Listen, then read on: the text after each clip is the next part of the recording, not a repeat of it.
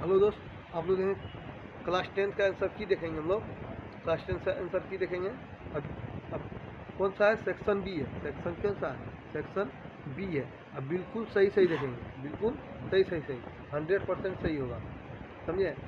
चलिए अब लोग देखना शुरू करते हैं। हम लोग चलिए, सेक्शन बी है, क्लास 10 का जो फर्स्ट सिटिंग एग्जाम हुआ है 10 से लेके 1:30 बजे तक हिंदी का जो हुआ था, हिंदी का, उसका हम लोग देख रहे हैं आंसर की। हिंदी का देख रहे हैं आंसर की, ठीक है। पहला क्वेश्चन से मिलाना शुरू करते बिना टाइम गवाए।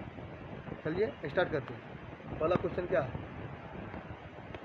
पहला क्वेश्चन है रामधारी सिंह दिनकर का जन्म कहाँ हुआ था? रामधारी सिंह दिनकर जन्म कहाँ हुआ था? तो कहाँ हुआ था? सिमरिया बेगूसराय। दूसरा क्वेश्चन क्या है? किनके पिता प्रख्यात पुरातत्ववेत्ता थे? इसका हमको लगता है इसका होगा रामधारी सिंह दिनकर। पुरातत्ववेत्ता किसके थे? रामधारी सिंह दिनकर। इसको आप मिला सकते हैं, ये मिला लीजिएगा, थोड़ा सा हमको डाउट है। अगला क्वेश्चन देखिए, एक वृक्ष की हत्या किसकी रचती? एक वृक्ष की हत्या शीर्षक लेखक कौन है? इसका कुंवर नारायण। एक वृक्ष की हत्या क्या है? कुंवर नारायण। अगला क्या है? जीवनानंद दास किस भाषा में सम्मानित कवि थे? जीवनानंद दास थे बांग्ला के। 4 नंबर क्या है? जीवनानंद दास किस भाषा सम्मानित थे? बांग्ला। किसे थे? बांग्ला से। 5वां क्या है? बीजाक्षर किसकी रचना है? बीजाक्षर किसकी रचना है? बीजाक्षर है अनामिका। बीजाक्षर किसकी है? अनामिका। बीजाक्षर किसकी रचना है? अनामिका की। अगला क्या है? रेनर मारिया रिल्के का माता का नाम क्या था? रेनर मारिया रिल्के का माता का नाम क्या था? सोफिया। क्या था? सोफिया।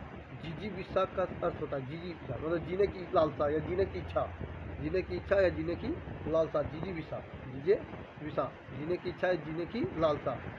बाबा साहेब भीमराव अम्बेडकर जन्म किस परिवार में होता है? ये तो सब जानता है। जो नहीं जानता वो अंदाजे मारते दलित का लड़ता रहता, सब हम भीमराव अम्बेडकर की लेते रहता है। जो नहीं जानता वो मार दिया होगा भीमराव अम्बेडकर। महात्मा गांधी का निधन कब हुआ था? ये तो सब जानता है, 30 जनवरी 1948। सेक्शन बी देख रहे हैं हम लोग, मिला लीजिएगा आप लोग फिर से। बिस्मिल्लाह खां 80 वर्ष में प्रार्थना क्या करते थे? सूर्य।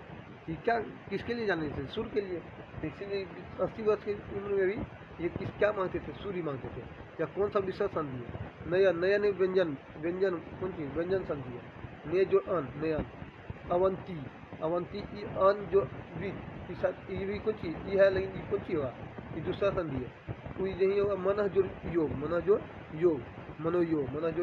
मनोयोग, ये होता है विसर्ग संधि होगा। क्या 12वां क्वेश्चन क्या है? उपजोड़ इच्छा क्या होता है? उपेक्षा। नारायण, नार जो अयन।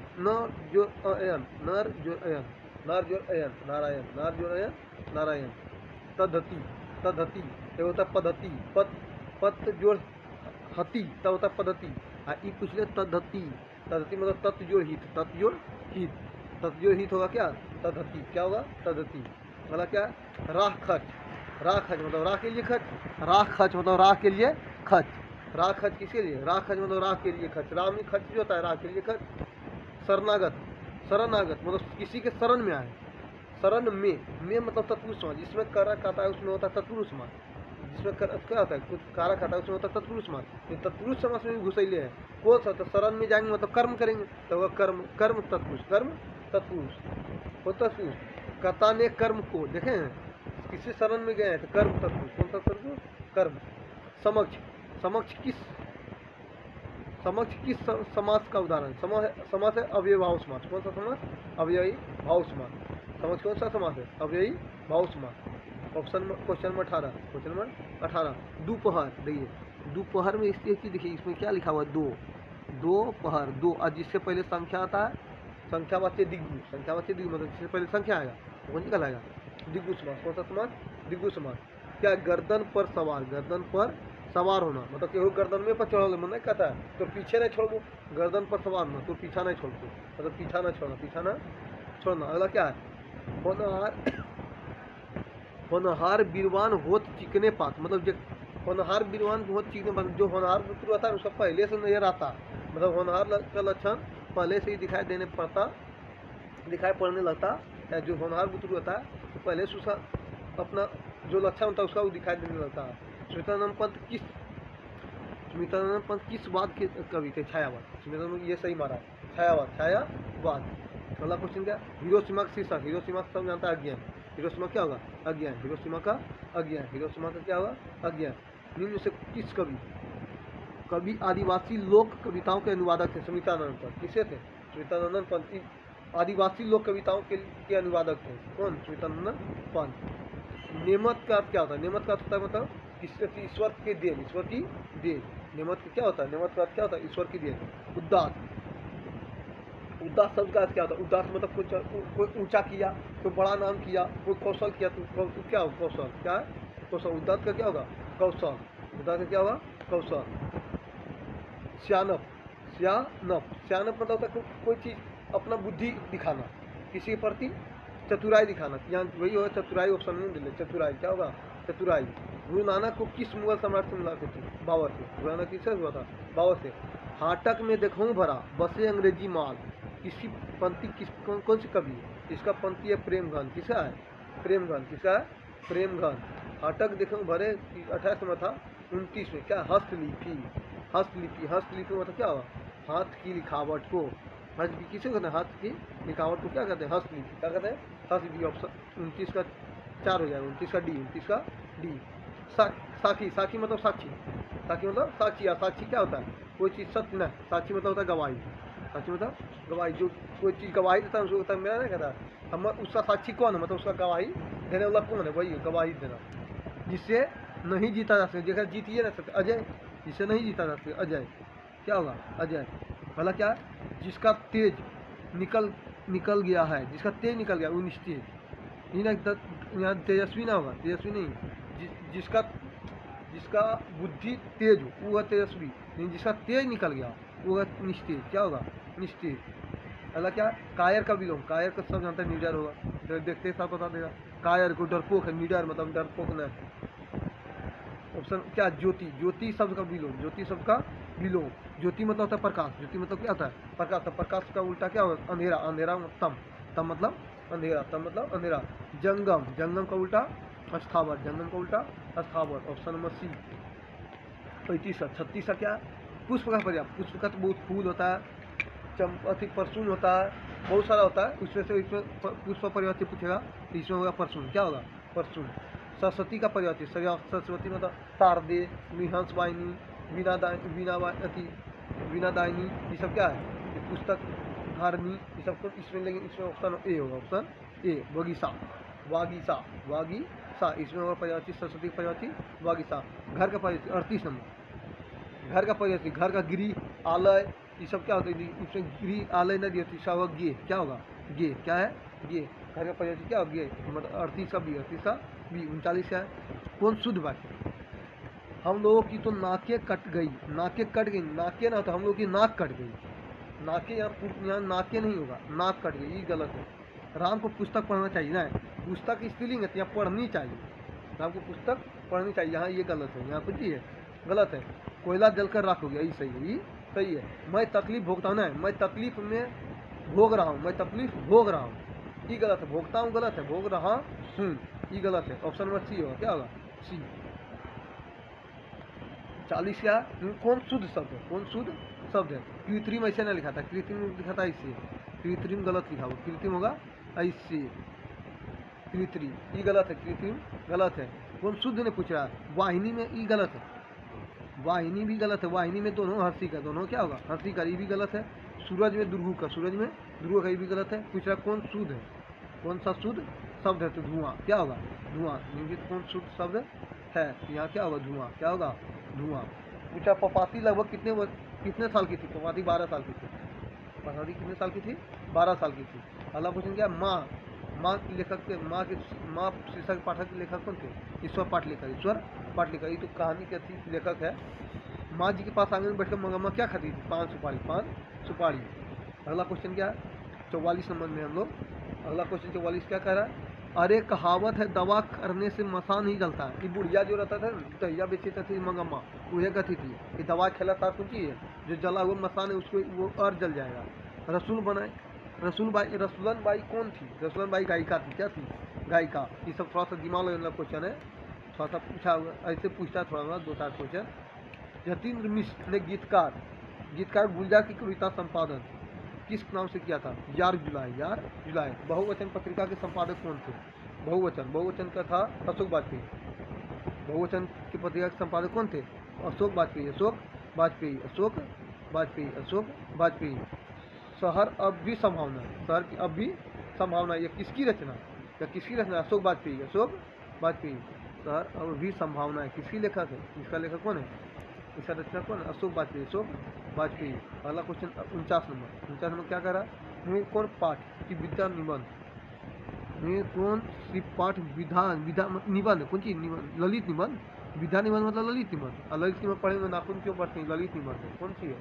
The caste in India, Bhimrao Ambedkar. ये तो जो जानता है भीम बोलते रहता है, उस मारिए होगा। यह घर नवीन का है, मतलब हम क्या करें? संकेत दे रहे हैं, और संकेत दे रहे हैं मतलब कौन चीज़?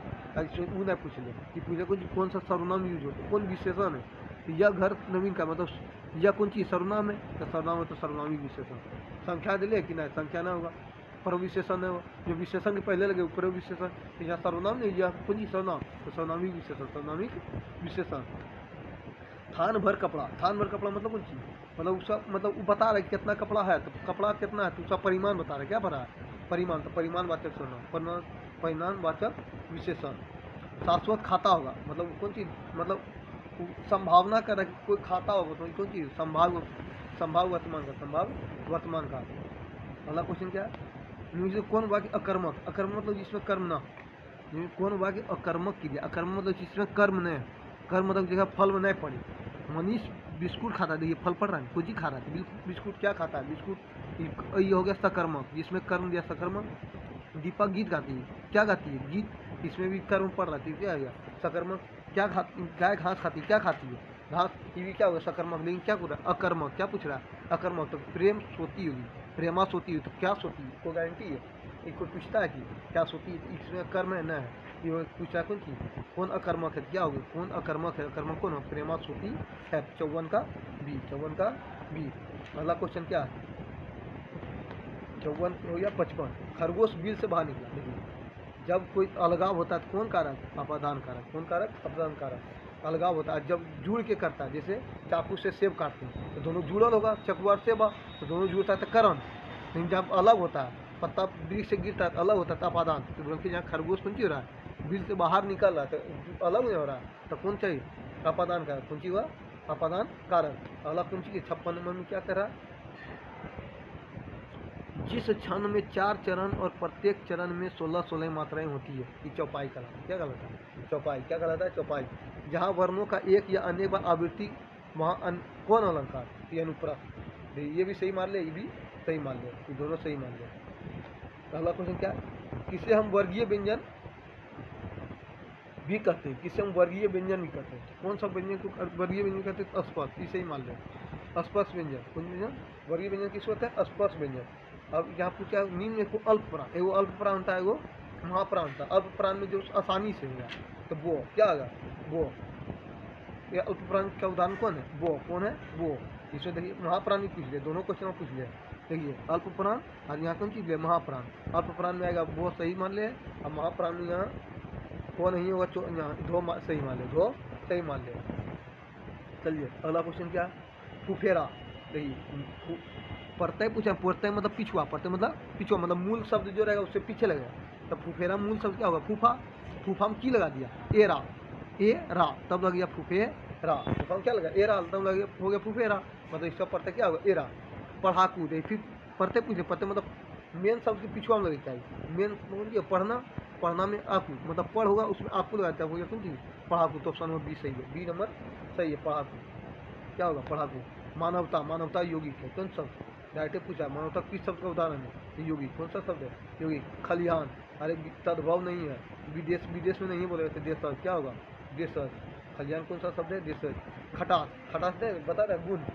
खटास मतलब नहीं बताए, व्यक्तिवाचक में नाम बतवे चाहिए, जातिवाचक में पूरा समूह बोध हो, समूह पूरा जाति बोध हो, समूह में समूह का बोध हो। खटास गुण नहीं बता रहा, गुण बताएगा तो भाववाचक, गुण बताएगा था भाववाचक, गुण बताएगा था भाववाचक। कौन व्यक्तिवाचक संज्ञा? कौन व्यक्तिवाचक का संज्ञा है? बताइए। कड़ाई, कड़ाई कौन चीज? कड़ा कर रहे हैं, उसको कौन चीज बता रहा है? भाव बता रहा है। दानव, दानव कौन चीज? पूरा दानव राक्षस जाति, राक्षस का बोध है। दाल क्या है? द्रववाचक कौन चीज? जिसमें इसको कौन चीज? व्यक्तिवाचक, व्यक्तिवाचक कौन चीज होगा? परिजात कौन चीज होगा? पारिजात। सांप का स्त्रीलिंग, सांप का स्त्रीलिंग सापिंग, सांप का स्त्रीलिंग सापिंग, सांप का स्त्रीलिंग सापिंग। अगला क्वेश्चन क्या है? निम्न से कौन शब्द पुल्लिंग? कौन सा शब्द पुल्लिंग है? कौन सा शब्द पुल्लिंग है? मृत्यु स्त्रीलिंग है, कीर्ति भी स्त्रीलिंग है, रोटी भी स्त्रीलिंग। कौन चीज पूछ रहा है? कौन शब्द पुल्लिंग है? विवाह। क्या होगा? विवाह। हिंदी में कुल कितने सर्वनाम? ये तो सब जानता है, 6। हिंदी में 6 सर्वनाम। 10 दाल का कुछ है, दाल में कुछ है, मतलब गारंटी नहीं है, तो गारंटी नहीं है तो अनिश्चय है। दाल में कुछ है, अनिश्चय बच्चा। कौन अशुद्ध शब्द है? अशुद्ध।